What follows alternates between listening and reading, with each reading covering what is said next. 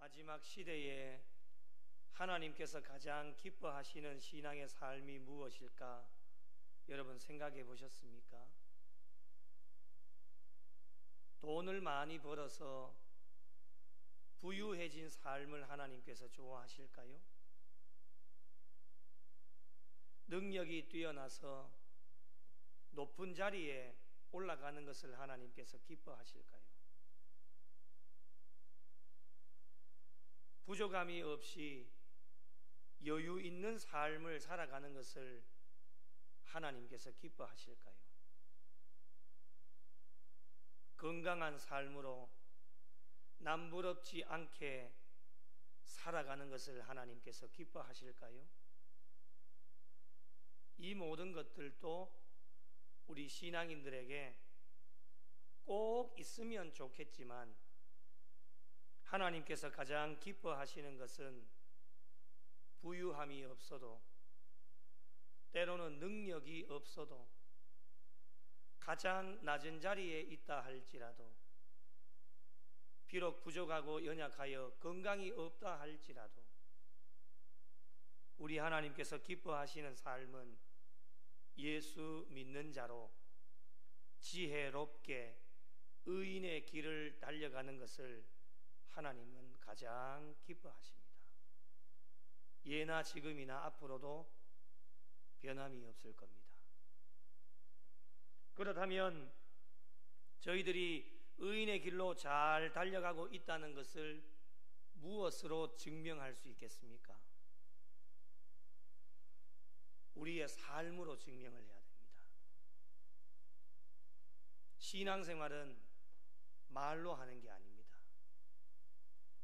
말이 많은 사람은 신앙생활 잘 못하는 겁니다. 말 많이 하는 사람 치고 신앙생활 잘하는 사람 저는 잘 보지를 못했습니다. 아무리 많은 말을 해도 그 삶으로 증명을 해내지 못하면 100마디의 말도 아무런 소용이 없어지는 겁니다. 어떠한 삶을 살아야 할까요? 삶은 이론도 중요하겠지만 삶은 연습이 아니라 실전입니다. 우리 연습해보고 삶을 살아가는 게 아닙니다. 즉각 주어지는 것이 삶이기 때문에 삶은 실전입니다.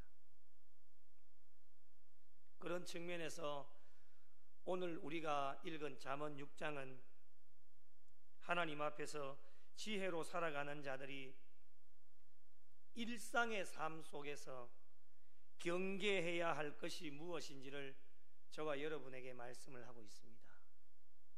1절부터 5절까지는 보증에 관하여서 말씀하고 계시고, 이어지는 6절부터 11절까지는 게으름에 대하여, 그리고 다음 주에 살펴볼 12절부터 19절까지는 악행에 관하여, 20절부터 35절까지는 음행에 관하여 지혜로운 자로 일상의 삶 속에서 어떠한 것을 경계해야 될 것인가 라는 것을 저와 여러분에게 말씀으로 권면을 하고 있습니다.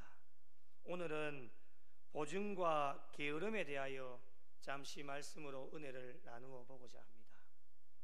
먼저 살펴볼 주제는 보증입니다. 혹시 보증 써보신 분이 계신가요? 보증. 지혜로운 자는 보증에 관하여서 어떠한 삶을 살아야 될 것인가? 결론부터 말씀드리면 지혜로운 자는 보증에 있어서 경솔하지 말고 신중해야 됨을 말씀을 통해 저와 여러분에게 권면하고 있습니다. 보증이 무엇입니까? 사람의 신용이나 사물의 품질 등에 대하여 틀림이 없이 믿을 만함을 책임지고 증명하는 것이 보증입니다. 너무 길지요? 쉽게 말씀드리면 보증이라고 하는 것은 서로 간의 약속입니다. 신뢰. 약속이기 때문에 신중해야 됩니다. 왜 신중해야 될까요? 보증은 타인을 위하여서 서기 때문입니다. 보증은 약속인데 서로 간에 약속을 했다고 한번 생각을 해보십시오. 그 약속이 잘 지켜지면 아무런 문제가 일어나지 않습니다. 그런데 약속이 지켜지지 않을 때에는 나 자신도 상처를 받게 되어지고 타인도 상처를 받게 되어집니다.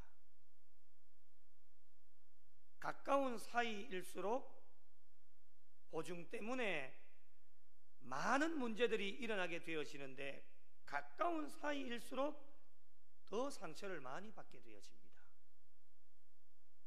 예를 들어 가족들끼리도 보증을 서게 됩니다. 가족이 약속을 지키지 못하였을 경우에는 풍비박산이 납니다. 그런 상담을 저도 서울에 있을 때 많이 들어봤습니다. 가장 가까이 믿었던 사람인데 그 약속을 지키지 않으니까 그런 가족에 친근했던 정들이 다 깨어지는 겁니다. 심지어는 신앙도 잃어버리게 되고 한 교회를 다니고 있던 사람들도 찢어져서 나누어서 교회를 다니게 되는, 더 심각하게 되어질 경우에는 교회를 떠나서 신앙을 잃어버리는 경우도 있게 되어집니다. 때로는 그런 일이 없어야 되겠지만은 교인들끼리도 보증 때문에 많은 문제들이 발생하는 것을 종종 보게 되어집니다. 교회에서 하지 말아야 될 여러 가지가 있는데 그 중에 한 가지가 무엇이냐면 돈거래입니다. 절대 하시면 안 됩니다. 급할 때가 참 많이 있지요. 목회자인 저에게도 이야기할 때도 있으며 우리 교회 이야기가 아닙니다. 다른 교회 부목사로 시무를 하다 보면 얼마나 급했으면 담당 교구장 목사에게 와서 돈을 빌려달라고 이야기하는 경우도 참 많이 있습니다. 사정을 들어보면 참 딱합니다. 지금 당장이라도 지갑을 꺼내어서 드리고 싶지만 우리 목회자에게 철칙이 있다라면 담임 목사님의 가르침도 있으셨지만은 절대로 빌려준다든지 거래는 안 됩니다. 차라리 주려면은 거래가 아니라 그냥 주는 겁니다. 안 갚아도 된다. 그냥 주든지, 아니면 교회에 보고를 해서 정말 딱한 사정이면 교인이기 때문에 교회에서 도와줄 수 있도록 그런 방법으로 연결할 수 있도록 우리가 지침을 받았기 때문에, 정말 사정을 들어보면 뭐 담임 목사님께 찾아가서 말씀을 드릴 수 없는 교인들이 워낙 많기 때문에 그런 일들을 당하는 분들이 얼마나 많겠습니까? 그래서 급하다 보니까 찾아오는 분들이 많은데, 이런 교인들끼리, 교인과 목회자끼리 이런 보증의 관계를 서다 보면 약속이 잘 지켜지고 다른 사람들이 모를 때는 아무런 문제가 없지만 문제가 터졌을 경우, 약속을 지키지 못하였을 경우 정말 많은 상처를 받게 되어지는 일들이 많이 일어납니다. 그렇기 때문에 가까운 사이일수록 담보하며 보증하는 일에는 지혜로운 자로 신중함을 기해야 된다라고 하는 것을 오늘 말씀을 통해 저와 여러분에게 고면하여 주고 있습니다. 그런데 신중하게 일을 처리했음에도 불구하고 보증으로 인해서 피해를 입는 경우가 종종 발생하게 되어집니다. 그럴 때 어떻게 해야 될까? 지혜로운 자로 3절과 5절 오늘 말씀해 보시면 반복되는 말씀이 있습니다. 무엇입니까? 스스로 구원하라 말씀을 합니다. 스스로 구원하라. 조금 이기적인 부분으로 표현한다면 너 알아서 하라는 겁니다. 신중하게 처리했어야 되는데 그렇게 처리했음에도 불구하고 문제가 발생이 되어졌을 때에는 스스로 구원하라. 이 스스로 구원하라 라고 하는 말씀은 보증으로 인해서 문제가 발생했을 시에는 누구도 자신에게 도움을 주지 않는다라고 하는 것을 전제하고, 물론 다른 이들의 도움을 받을 수도 있겠지만은 그것은 보장되어져 있는 것이 아니기 때문에 막연하게 남의 도움을 구하지 말고, 때로는 보증 때문에 마음의 상처를 받고 힘들고 어렵더라도 낙심하거나 실망하지 말고 자신이 열심히 노력해서 모든 위기를 잘 극복해 나갈 것을 말씀해 주시는 겁니다. 스스로 구원해라. 조금 이기적으로 표현하면 너 알아서 해라, 이건데, 하나님의 도우심을 간구하면서 오늘 말씀에도 보면 그 이웃에게 가서 겸손하게 간구를 한번 해보라고 했어요. 그럼에도 불구하고 그 이웃이 거절하거나 약속을 지키지 않을 때에는 겸손하게 모든 것을 하나님 앞에 다 내려놓고 열심히 노력하면서 때를 기다리며 나아가면 하나님께서 우리를 모든 위기에서 극복하게 하실 거다라고 말씀을 하는 겁니다. 가끔씩 아무리 지혜로운 자도 사람이다 보니까 실수하게 되어지는데, 좋지 못한 결과 앞에서 지혜롭지 못한 자들은 자신 스스로를 비하하고 실망하고 낙심하게 되어져서 극단적인 선택을 하게 되어지는 경우도 참 많이 있습니다. 여러분, 하늘이 무너져도 솟아날 구멍은 있다라는 말이 있습니다. 세상적인 말이지만은 특별히 우리 신앙인들의 삶은 모든 일, 우리가 실수한 것까지도 우리 하나님은 다 돌보고 계시기 때문에, 하나님께서 돕고 계시기 때문에 지혜로운 자들의 삶은 사방팔방이 다 막혀져 있어도 우리 하나님께 모든 것을 내려놓으면 나의 등 뒤에서 몰래 돕고 계시는 하나님의 손길이 있으시기 때문에 하나님을 의지하며 주어진 삶의 열심으로 달려나가기만 하면 하나님의 때가 되어지면 해결해 주시는 하나님의 은혜를 받아 누릴 수 있습니다. 이것이 바로 지혜로운 자의 삶입니다. 남은 여생도 모든 일에 특별히 보증에 있어서 실수함이 없도록 신중한 지혜로운 자들이 되셔서 하나님께 영광 올려드리고 하나님을 기쁘시게 해드리실 수 있는 복된 성도들이 되시기를 예수님의 이름으로 축복합니다. 다음 주제를 살펴보면 게으름에 대한 말씀입니다. 게으른 자들이 있다라면 부지런한 자들도 있겠지요. 나중에 질문을 드리겠지만은 여러분은 부지런한 자이십니까? 아니면 게으른 자이십니까? 여러분 스스로에게 질문을 던지시고 답을 해보시면 좋겠습니다. 모든 일입니다. 어떤 한 분야만 아니고 우리 신앙생활의 전반에 걸쳐서 부지런한 자인지 게으른 자인지를 여러분이 한번 스스로에게 질문을 던지고 답을 해보시면 좋겠습니다. 지혜로운 자는 어떤 신앙인이 되어야 될까? 지혜로운 자는 당연히 부지런한 신앙인입니다. 특별히 예수 믿는 자들은 믿지 않는 자들보다도 모든 일에 부지런한 자들이 되어야 됩니다. 왜 그렇습니까?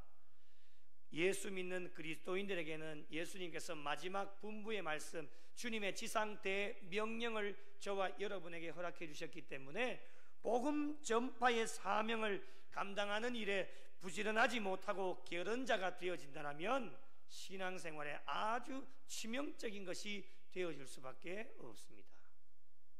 그렇다면 신앙인들이 왜 부지런한 신앙인이 되어야 될까? 이유는 간단합니다. 모든 일에 부지런한 사람이 되어야 하나님께 복을 받고 열매를 맺을 수 있기 때문입니다.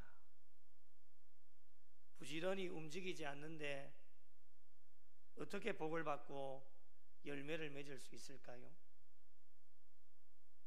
불가능한 일입니다. 교회도 성도들도 아무 일도 하지 않고 가만히 있으면 부흥되는 교회 저는 한 곳도 보지 못했습니다. 무엇이라도 하고 움직이고 부지런히 하면 그 숫자가 우리가 기대하는 것만큼은 아니다 할지라도 귀한 한 영혼 한 영혼을 보내어 주셔서 교회가 성장하고 영적으로 성장하는 모습을 많이 지켜봤습니다. 저는 아주 규모가 작은 교회에서부터 아주 큰 규모의 교회까지 하나님께서 경험하게 하셔서 정말 움직이는 것은 교회의 규모가 작거나 크거나 그건 별로 중요하지 않습니다. 사람은 똑같이 움직이고 부지런하기 때문에 교회의 규모는 중요하지 않습니다. 그래서 규모가 작은 교회에서도 부지런하게 움직이면 그 규모에 맞게 하나님께서는 귀한 영혼들을 보내주시고, 또 큰 규모에서 열심히 움직이게 되어지면 그 큰 규모에 맞게 하나님께서는 귀한 영혼들을 보내주셔서 하나님 나라가 확장하는 것을 경험하게 되었습니다. 아무 일도 하지 않고 가만히 있으면 우리는 어떠한 것도 받을 수 없습니다. 여러분, 가만히 있는다고 해서 복을 받는다라면 굳이 우리가 열심히 할 필요가 있겠습니까? 가만히 있어도 복을 받는데요. 열심히 하는 사람이 미련한 사람이겠죠. 가만히 있어도 복을 받는데요. 열매를 맺게 하시는데요. 그런데 하나님은, 우리가 믿고 있는 하나님은 그런 하나님이 아니시다라고 하는 것을 저와 여러분은 이미 알고 있습니다. 이제 봄철이 되어 농부들의 손길이 아주 바빠졌습니다. 들녘에 나가보면 기계들이 움직이고 농부들이 나와서 일하는 모습들을 보게 되어지는데, 농부가 봄에 씨앗을 뿌리는 일에 부지런함이 없다라면 추수의 계절에 어떤 열매도 맺을 수가 없습니다. 귀찮아서 누군가는 뿌려주겠지 아무도 뿌려주지 않습니다. 본인 밭에 논에는 본인이 씨앗을 뿌려야 됩니다. 그런 부지런함이 필요합니다. 여러분, 뿌리지 않는데 어떻게 열매를 맺을 수가 있겠습니까? 뿌리지 않고 열매를 기대하는 사람만큼 어리석은 사람이 없습니다. 그리고 씨앗을 뿌렸다고 해서 끝이 나는 것이 아니죠.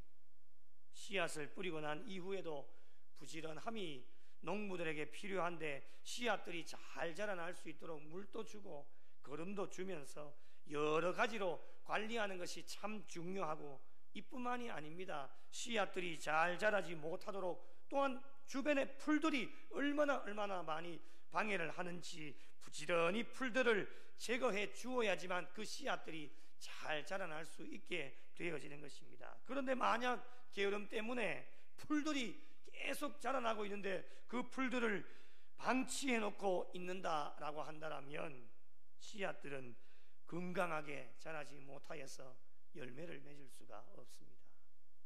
오늘날 저와 여러분의 신앙의 삶도 마찬가지입니다. 죽을 수밖에 없었던 저희들입니다. 그런데 주님 십자가를 지심으로 말미암아 하나님의 은혜로 저희들을 세상의 자녀에서 하나님 자녀 삼아 주셨습니다. 얼마나 은혜입니까? 하나님의 자녀 삼아 주셨는데 저와 여러분이 어떠한 삶을 살아야 되겠습니까? 그냥 가만히 게으른 신앙인이 되어져서는 절대 안 됩니다. 하나님의 자녀답게 살아야 됩니다. 하나님께서 저희들을 살려주신 목적대로 사셔야 됩니다. 그렇게 살아내어야 됩니다.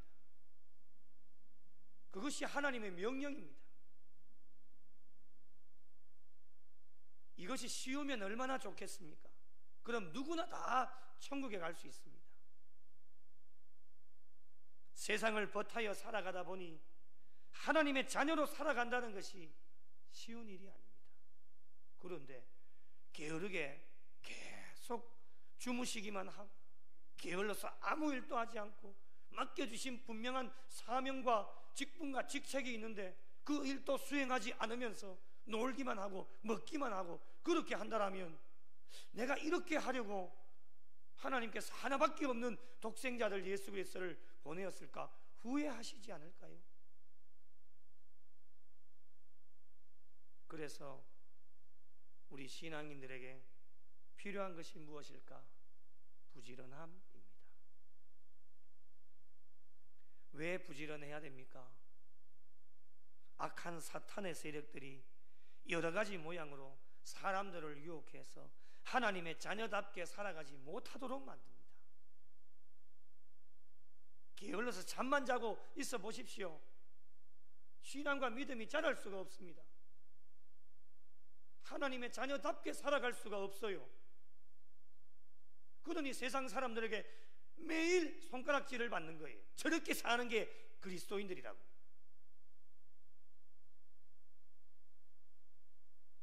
하나님 살려주신 목적대로 살아가지도 못합니다. 목적이 무엇인지도 모르는데요, 구별된 백성으로 살아가지 못하도록 만듭니다. 어떻게 이겨내시려고 합니까? 계속 주무시기만 하고 영적으로 잠들어 있어서 말씀을 들어도 깨달음도 없이, 그러니 세상 사람들과 구별이 되어지지 않는 겁니다.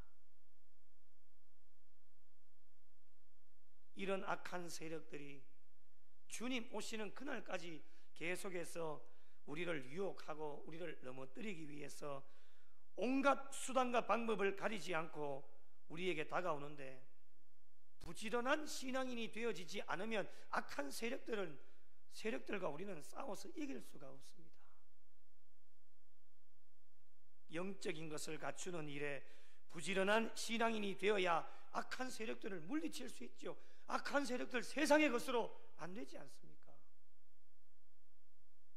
어떠한 것도 안 됩니다. 돈도 안 되고 세상의 지식도 안 됩니다. 본인이 가지고 있는 능력도 안 돼요. 오직 나의 영으로 되느니라. 하나님의 영으로, 성령으로 되기 때문에 성령의 충만함을 위해서 저와 여러분은 부지런한 신앙인이 되어야 됩니다. 영적으로 모든 것을 잘 갖추고 있어야 악한 세력들이 저와 여러분을 넘보지를 못합니다. 맨날 영적으로 비실비실거리고 조그마한 문제만 있으면 원망하고 불평하고 짜증내고 화내고 삐지고 토라지고 쓰러지고, 성경에는 자빠진다는 이야기도 나오죠. 그렇게 살아가니까 세상 사람들에게 본이 되어지지를 못하는 겁니다. 날마다 손가락질 받는 겁니다. 영적으로 강하고 우리의 눈에 보이지는 않지만 영적으로 강하게 무장하고 있을 때 어떤 악한 세력들도 저와 여러분을 무너뜨릴 수가, 아예 근처에 얼씬도 하지를 못하는 겁니다.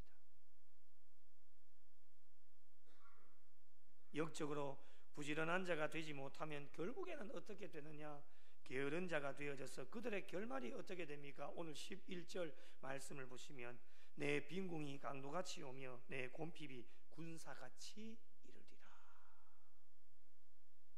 그렇다면 악한 세력들과 싸워 이기기 위해 영적으로 부지런한 자가 되어야 하는데, 영적인 무엇을 우리가 잘 갖추어야 할까요? 몇 가지만 한번 말씀을 함께 나누어 보겠습니다. 첫째는 하나님의 말씀입니다. 하나님의 말씀을 읽는 일에 부지런하셔야 됩니다. 귀에 딱지가 않도록 들은 말씀이죠. 하나님의 말씀을 읽는 일에 부지런하셔야 돼요. 어떤 방법을 사용하셔도 이제는 괜찮습니다. 성경을 보시든지 어플을 열고 보시든지 어떠한 방법으로, 여러분 나름대로의 방법으로 말씀을 읽는 일에 부지런한 신앙이 되어야 됩니다. 그리고 하나님의 말씀을 듣는 일에도 부지런한 신앙인이 되어야 됩니다. 그래야 우리의 영적인 귀가 열립니다.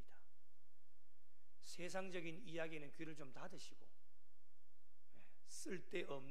쓸데있는 이야기들도 있겠지만 쓸데없는 이야기들이 요즘 세상에 너무 많아서 거기에 유혹되지 마시고, 세상적인 것에는 우리의 귀를 좀 닫으시고 하나님의 영적인 말씀, 길이요 진리요 빛이 되시는, 우리의 등에 빛이 되시는 하나님의 말씀을 듣는 일에 부지런한 신앙이 되어야 되고, 듣는 것으로 끝나는 것이 아니라 말씀을 들었다면 그 말씀을 실천하는 일에도 부지런한 신앙인이 되어야 됩니다.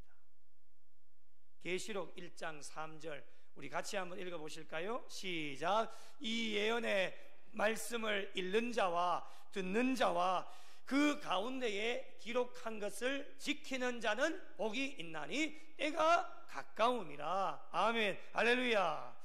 말씀을 읽는 자와 듣는 자와 그 가운데 기록한 것을 지키는 자 3종 세트입니다. 그래야 복이 있습니다.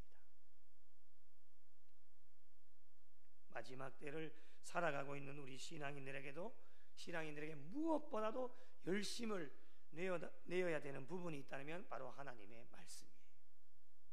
여러분 취미생활 다 가지고 계시죠? 그런 취미생활보다도 하나님의 말씀을 가까이 하는 일에 더 부지런한 자가 되어야 돼요. 한번 여러분 가지고 계시는 취미와 한번 비교를 해보세요. 네? 각자가 다 다르시니까 그 취미생활 하는데 2시간을 투자를 한다면 말씀을 가까이 하는 시간은 한 배가 안 돼야 되겠습니까? 4시간을 더 가까이 하셔야 돼요. 말씀은 경상도 사투리로 선납곱제 읽고, 예? 선납곱제 읽고 그것도 잘한다고 이 정도 하면 안 되겠습니까? 그런 대단한 의는 어디서 나오는 겁니까, 여러분? 그런 용기는 어디서 나오는 거예요, 도대체? 예? 한번 물어보고 싶어요. 진짜 선납곱제 읽고 그것도 잘한다고 이것보다 덜 읽는 사람도 많습니다. 우리 교회는 없지만 자신 있게 용기 있게 그렇게 말하는 사람들이 너무 많아서 당황스러울 때가 참 많습니다.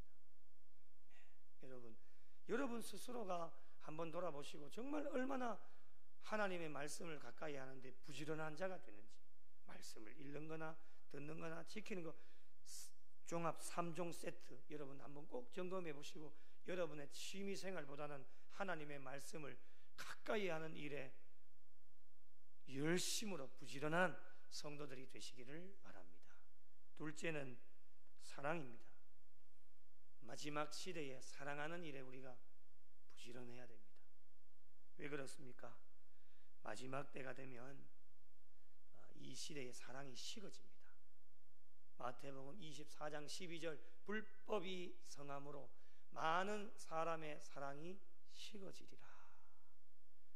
이 마지막 때에 하나님께서 분명하게 말씀해 주셨기 때문에 모든 성도들은 사랑하는 일에 부지런한 자들이 되어야 됩니다. 하나님과 예수님을 사랑하는 일에 부지런한 것 당연한 거겠죠. 그리고 수평적인 하나님께서 붙여주신 귀한 동역자들, 그리고 이 세상 가운데 믿지는 않지만 한 영혼 한 영혼을 끌어안고 모든 사람들을 사랑하는 일에 부지런한 자들이 되어야 됩니다. 그리고 마지막 세 번째로 나누는 일에 여러분 부지런한 자들이 되셔야 됩니다. 선교하고 구제하고 나누는 일에 부지런한 자들이 될 것을 하나님께서 말씀해 주시는데, 하나님께서 교회와 성도들에게 복을 주시는 이유, 제가 늘 강조하는 것이지만 나 혼자 잘 먹고 잘 쓰라고 나의 유익과 만족을 위해서 우리 구미 영락교회와 성도들에게 복을 주시는 것이 아닙니다. 하나님께서 우리 교회와 성도들에게 복을 주시는 이유는 어려운 자들을 위해 나누라고 복을 주시는 겁니다. 이 명령을 인정한다라면 나누는 일에 부지런한 교회와 성도들이 되어질 때에 하나님은 어떻게 하시느냐? 더 많은 것을 나누라고 하나님의 교회와 성도들에게 복을 주시는 겁니다. 그래서 나누는 사람은 행복하고 나누는 교회, 선교하고 구제하는 교회가 물질로도 풍성하고 사람도 붙여주십니다. 그래서 부흥하는 겁니다. 제 목회의 정답은 무엇이냐? 선교하는 교회는 부흥한다. 지금까지 거쳐온 교회들이 다 이것이 맞아떨어지게 하셨습니다. 하나님의 역사를 눈으로 똑똑하게 목격했습니다. 그래서 우리 교회도 선교하고 구제하고 나누는 일에 무엇보다도 앞장서 나갈 때 하나님께서 지금까지 우리 구미 영락교회에 복을 주신 것처럼 앞으로도 더 많은 복을 주실 텐데, 더 많이 선교하고 구제하고 나누는 일에 게으르지 마시고 부지런한 자가 부지런한 교회가 되어질 때 하나님께서는 더 많이 나누라고 더 풍성한 복을 주셔서 하나님께 영광 돌릴 수 있도록 인도해 주십니다. 앞으로 우리 구미 영락교회와 성도들이 나누는 일에 부지런한 교회와 부지런한 자들이 되셔서 하나님께 더 영광 돌리고 하나님을 기쁘시게 해드리실 수 있는 교회와 성도들이 되시기를 예수님의 이름으로 축복합니다. 이렇게 영적인 일에 부지런한 자가 되면 열심히 하는 것만큼 하나님께 복을 받게 됩니다. 성경은 저희들에게 분명하게 교훈해 줍니다. 갈라디아서 6장 7절, 스스로 속이지 말라. 하나님은 업신 여김을 받지 아니하시나니 사람이 무엇으로 심든지 그대로 거두리라. 부지런히 행하면 반드시 심은 것에 열매를 맺게 하시는 분이 하나님이십니다. 심지 않으면 거둘 수도 없습니다. 심으면 하나님의 때가 되면 거두게 하시는 것이 농부의 법칙이요 하나님의 법칙입니다. 이렇게 게으른 자에게 오늘 말씀은 권면해 주시는데 6절 말씀을 보시면 게으른 자여 개미에게 가서 그가 하는 것을 보고 지혜를 얻으라 말씀을 합니다. 개미에게서 무엇을 배울 수 있을까요? 크게 두 가지 배울 점이 있습니다. 하나는 개미는 누가 시키지 않아도 스스로 일할 수 있다라고 하는 것을 배울 수 있습니다. 7절 말씀을 보시면 개미는 두령도 없고 감독자도 없고 통치자도 없으되 라고 말씀을 합니다. 개미는 알아서 스스로 자신에게 주어진 일에 부지런히 일을 하게 됩니다. 스스로 알아서 하려면 어떻게 해야 되겠습니까? 게으르면 스스로 절대로 알아서 할 수 없습니다.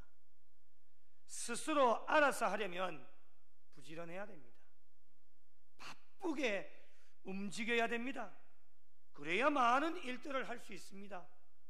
가만히 있는다 해서 일이 되는 것 하나도 없습니다.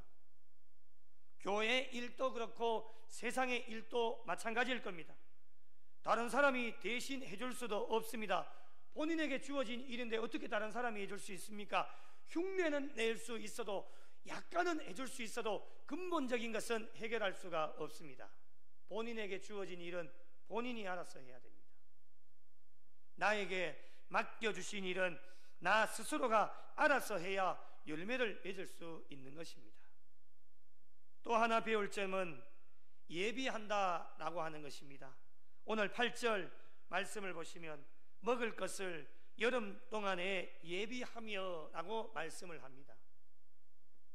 개미에게 배울 점은 준비성입니다. 저희 신앙인들의 삶이 어떻습니까? 주님 오시는 그날까지 다시 오실 주님을 기다리고 있는데 기다림의 연속입니다. 저는 오늘 이 밤에도 하나님 앞에 기도합니다. 주님, 오늘 이 밤에 주님 오시면 좋겠습니다. 왠지 아십니까? 내일 설교를 안 해도 되기 때문입니다. 또 이유가 많습니다. 오는 주일 설교를 안 해도 되기 때문입니다. 천국 가서 설교하게 천국 하나님 계시는데 말씀 듣기만 하면 되죠. 늘 그렇게 기도를 합니다. 그 기도를 했는지 10여 년이 넘습니다. 20년 가까이 돼갑니다. 그런데도 아직까지 기다리고 있습니다. 이 기다림에 저와 여러분은 어떠한 신앙의 삶을 살아야 되겠습니까? 준비성입니다. 잘 준비하고 기다려야 됩니다. 그 이유가 무엇입니까? 언제 주님 오실지 하나님만 알고 계시기 때문에 저와 여러분은 모릅니다. 원하는 것은 오늘 당장 오늘 이 밤에 주님 오시면 좋겠지만 아직까지 하나님의 때가 되지 않으면 오늘 이 밤에 주님 오시지 않습니다. 주님 맞을 준비를 할 수 있는 신앙인들이 되어져야 하나님께서 기뻐하십니다. 어떻게 보면 왜 오늘 이 밤에 주님이 안 오실까? 왜 지금까지 주님이 오시지 않았을까를 생각을 해보면 저와 여러분에게 준비성이 없기 때문입니다. 먹고 사는 것이 바빠서 영적인 것 준비하지도 못하고 이 모양 이대로 주님 앞에 가면 오늘 이 밤에 주님 오신다라면 과연 주님 앞에 당당하고 떳떳하게 서서 이 땅 가운데서 내가 이렇게 신앙생활 했습니다라고 이야기할 수 있을까? 저는 못할 것 같습니다. 여러분은 어떠신가요? 자신 있게 이야기하실 수 있습니까? 여러분은 그렇다 치더라도 하나님은 조윤호 목사를 보더라도 아직까지 너는 준비가 되어지지 않았기 때문에 조금 더 준비하라고 하나님의 때를 늦추시는 것은 아닐까? 저는 늘 두렵고 떨리는 마음으로 하나님 앞에 섭니다. 여러분도 그런 준비성이 있었으면 좋겠습니다. 항상 깨어 준비하고 예비할 것을 이 개미에게 배우라고, 지혜로운 자가 되라고 오늘 말씀으로 권면해 주십니다. 준비하고 있지 않으면 다시 11절로 한번 가보겠습니다. 내 빈궁이 강도같이 오며 내 곰핍이 군사같이 이르리라. 강도가 오는 것, 여러분, 저 오늘 강도인데 오늘 당신의 집에 가겠습니다 전화하고 오는 강도 아무도 없습니다. 강도는 예고가 없습니다. 얼마나 빨리 밀어닥치는지도 알 수 없습니다. 그렇기 때문에 저와 여러분이 해야 될 일은 무엇이냐? 항상 준비하고 있어야 됩니다. 준비하기 위해서 가장 저와 여러분에게 필요한 것이 무엇이겠습니까? 바로 부지런함입니다. 9절 말씀, 게으른 자여 내가 어느 때까지 누워 있겠느냐? 내가 어느 때에 잠이 깨어 일어나겠느냐? 무엇을 말합니까? 빨리 일어나라는 겁니다. 오늘이라도 당장 일어나서 준비하고 있어라. 오늘 이 밤에 주님 오실 수도 있다라고 하는 겁니다. 게으른 자의 특징이 무엇입니까? 10절 잘 나타나지요? 좀 더 자자, 좀 더 졸자, 손을 모으고 좀 더 누워있자 하면, 이게 언제 잘 나타납니까? 이게 언제 잘 나타납니까? 저는 새벽입니다. 조금만 더 자자, 1분만. 여러분, 새벽에 1분이 저에게는 한 2시간 되는 것 같습니다. 요즘은 너무 익숙해져서 알람을 2개를 맞추고 잡니다. 근데 예전에는 정말 일어나기 힘들 때 알람을 8개에서 10개를 맞추고 잡니다. 1분 단위로. 그 1분이 꿀맛 같습니다. 여러분, 마지막 10번째 알람이 울릴 때는 무조건 일어나야 됩니다. 그때 안 일어나면 지각입니다.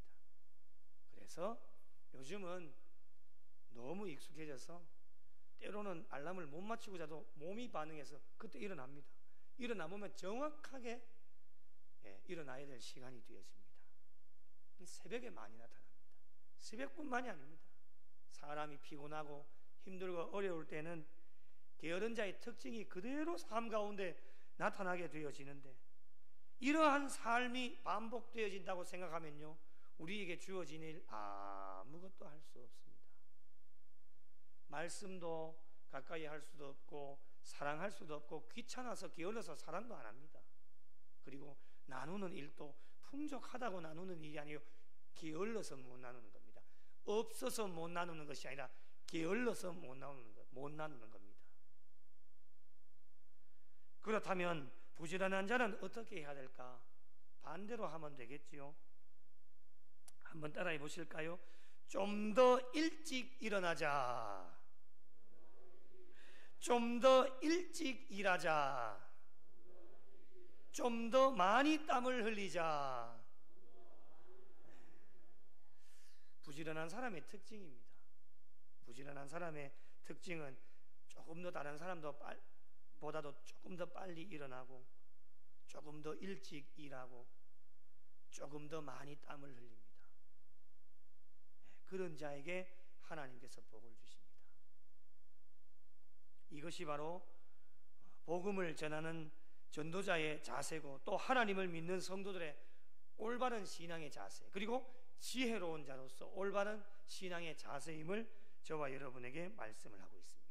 여러분, 수고하고 땀을 흘리는 자의 모습은 정말 아름답습니다. 하나님께서 맡겨주신 일을 함에 있어서도 부지런히 일하며 땀을 흘리는 자를 하나님께서는 늘 귀하게 보십니다. 데살로니가 후서 3장 10절, 누구든지 일하기 싫어하거든 먹지도 말게 하라. 게으른 자에게 주시는 말씀입니다. 먹지도 마십시오. 먹지도 말게 하라. 하나님의 명령입니다. 게으른 자는 일하지도 않고 자신만 일 안 하면 괜찮습니다. 그런데 게으른 자는 때로는 일을 만들기도 하고 또 때로는 일하는 자들을 방해하는 자들이 되어질 때도 있습니다. 그래서 게으른 자들이 되어지면 안 된다라고 하는 겁니다. 사랑하는 성도 여러분, 서두에 드렸던 질문 다시 한번 드려봅니다. 여러분은 어떤 자이십니까? 부지런한 자이십니까? 아니면 게으른 자이십니까? 저희들의 삶을 돌아보고 게으른 자의 모습이 저와 여러분에게 있다라면 과감하게 오늘 이 밤에 하나님 앞에 다 내려놓고 이제 남은 여생 주님 앞에 가실 때까지 얼마를 살지 우리는 알 수 없지만 하나님의 일이든 또한 세상에서 저와 여러분에게 맡겨주신 세상의 일이든 하나님께서 기뻐하시는 지혜로운 자로 부지런한 자가 되셔서 많은 열매를 맺을 것을 하나님은 원하고 계십니다.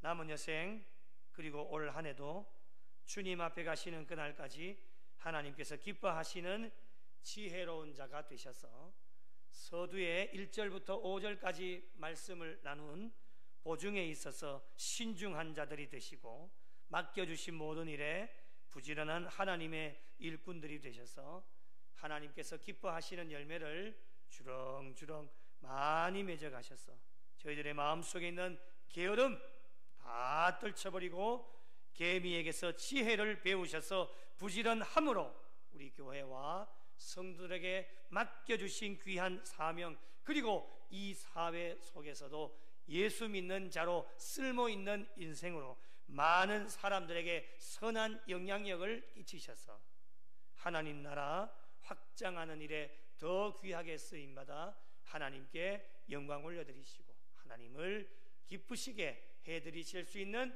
우리 구미영락교회와 속하여진 모든 성도들이 되시기를 예수님의 이름으로 간절히 축원합니다. 소망 없는 세대 가운데 빛을 잃은 세상 향하여 진리의 등대로 세우신 몸된 교회 복음의 능력 나타내소서 예수의 흘리신 보혈로 사신 교회 십자가 사랑만 증거하는 교회 죽어가는 영혼 살려 일으키고 가난한 자에게 나눔과 섬김을